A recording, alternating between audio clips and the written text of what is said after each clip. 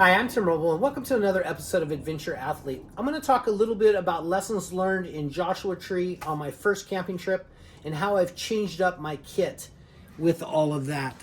So to start with, I used to use this Camelback with a 3 liter bladder in it. Problem with that backpack is it sits low on your back, down by your butt, and it's heavy. It's probably 5 to 6 pounds. So took a trip to REI while we were on our last road trip and got their branded bag, which I absolutely love. I put my cold steel knife on it. I put my father's Leatherman that he was issued. And it's not the super trick one that, the blades and stuff lock out. So you got to be careful with it, but it really works really well for everything else. With this backpack, I carry my tennis shoes, 3 pairs of socks, underwear, a puffy jacket, furry jacket, and then I have the Sawyer water filter that I carry in the upper box, and then this little Hyperlight fanny pack. Thing's super lightweight.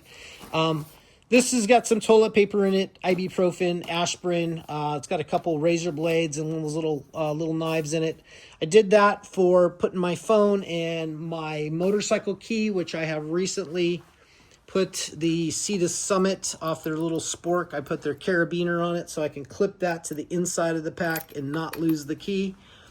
GPS worked great, but this upper plug-in wasn't enough to keep it running, so it would cycle off. It was doing something super weird. I don't know what it is, and I haven't got it to replicate it, but I've moved this down to the cigarette lighter port and got that changed out, and that worked out really well. I ran my phone here with the quad lock. That worked really well. You can see here that I ordered a ball for the clutch post, and basically I'm going to try to use this as a semi-action cam, like when you get to the park, and film as much as I can film on my iPhone versus the GoPro. The newest GoPro I have is a 10, and I also have the 360 Max. So I'll be getting some stuff set up. So over here, we'll talk about some of the gear and stuff that I took for cooking. So this is what I took. This little Stanley cup. It's got the measurements on it. I absolutely love it. It's dirty because it's been used inside the fire, so that can serve fuel and allow me to do a few more trips. I did use instant coffee, and I see there is some sugar packets in there. Those are going to come out.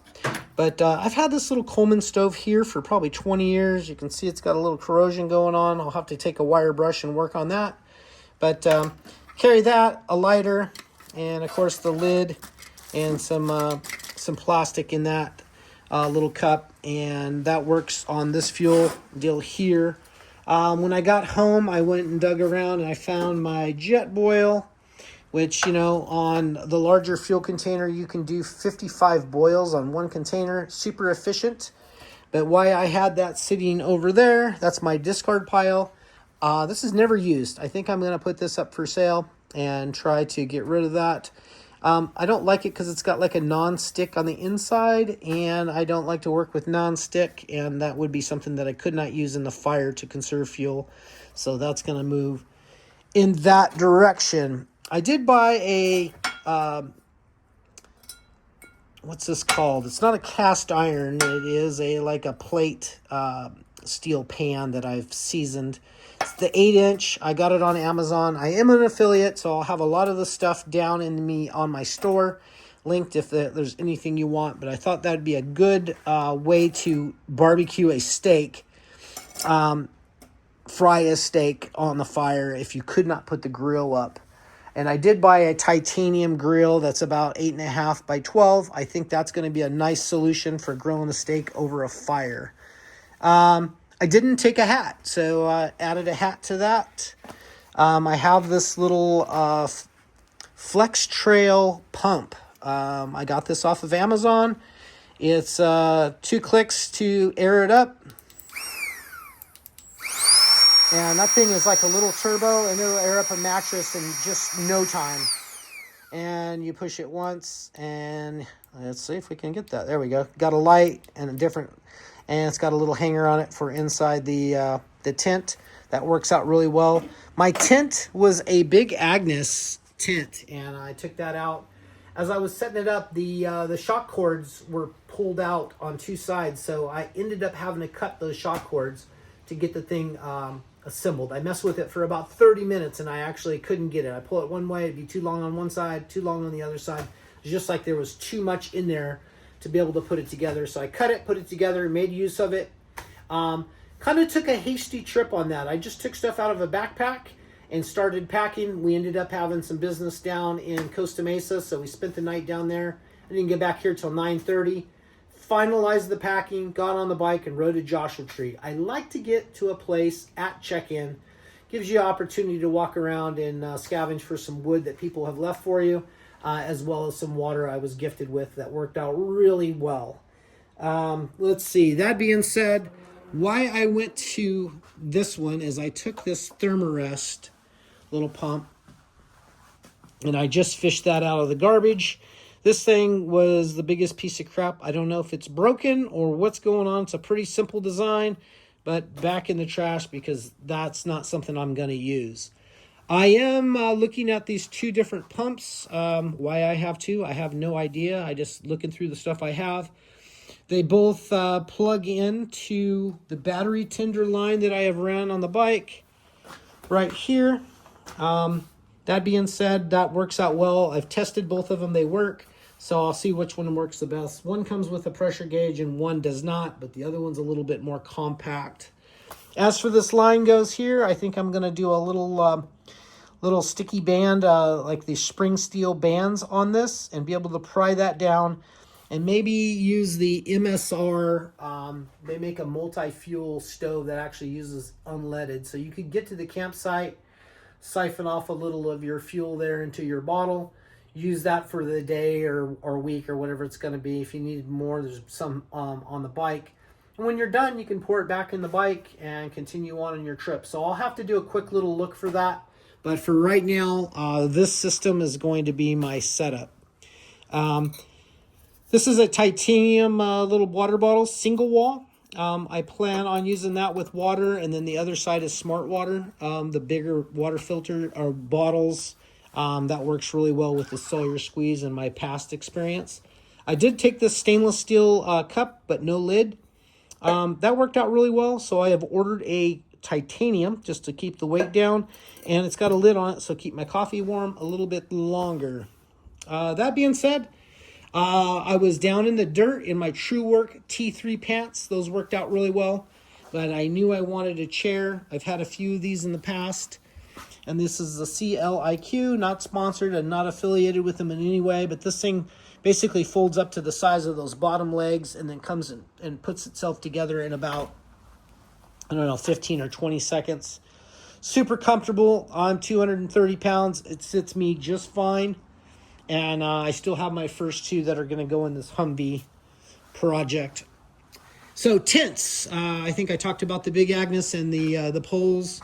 Little disappointed on that. So we had a couple tents. I set up this camouflage one over here. Basically, it was like a $30 tent off of Amazon. Goes together really good. Basically, just two poles. And they go through the sleeves, which I don't exactly like. But it worked, set up in just minutes. It leaked. So that's back in the bag. That can be a summer tent or a kid tent. But for myself, this One Tiger's Camping, it's a 4-season tent, fiberglass pole. It does not use the sleeve system. It uses the little hook and fasten. And then it has a really nice rain tarp. That's how that's kind of put together. And the fly for it is nice. And last night I slept in this and I was testing it out. And it's actually a pretty warm tent, warmer than the Big Agnes. And I absolutely love it. About the same footprint, but it is a little longer. I think this one ends up being almost 7 foot long. While I was at it, my bag that I ordered off of, sleeping bag that I ordered, and this is why you have to test things before you go out. That bag would not zip up past about my belly. I ordered an XXL 6'7". I'm 6'3", 230. The bag would not zip all the way up, and it was a mummy bag. So luckily it was only 40 degrees and not super cold. I stayed warm enough that night and worked out. But when I got home, I ordered a new sleeping bag, a rectangle. And this is a -10. And you can kind of see the ratings here on that. 1,500 grams of goose down. Awesome. Slept in that last night really, really well. This was the cheap mattress that I took out. It worked good. Comfortable. It's got a little kind of a head pillow kind of built into it. I like it. But Thermarest wins it on this one. I slept on both of these last night, and the Thermarest actually has better insulating properties, so that's going to be my choice. I don't know where I got this little blow-up pillow, but that works good to augment this one, which I absolutely love. It's got a nice, kind of like a fabric liner, but it also scales down to less than a soda can. So it's a really nice platform to sleep on. So Thermarest, this to augment it, and that's going to be about it. The dogs slept with me last night out here, and they absolutely loved it. So questions and comments on any of this stuff, hit me up down below. The lesson I got from that is scrutinize your kit before you have to leave, but sometimes you have to leave hastily and make stuff happen, and you just have to adapt when you're out there and take some notes on your phone or on a piece of paper in your mind. Get home and remedy that. I'm super stoked with this setup now. I think that's super solid. We'll know a little bit more on the next trip. I'll go do another couple overnighters and getting ready for the Arizona Peace Trail this spring. If that's something you guys are interested in, hit me up down below. I think we have 3 going with us right now and probably want to keep it less than 6. So if that's something you want to do and want to ride and camp for probably 5 days, 800-ish miles, I'd be interested in, traveling with you and seeing how it goes. That's going to be it for now. I know this one's a little long-winded once again, but hopefully you got something out of this gear and what I've learned from this whole process.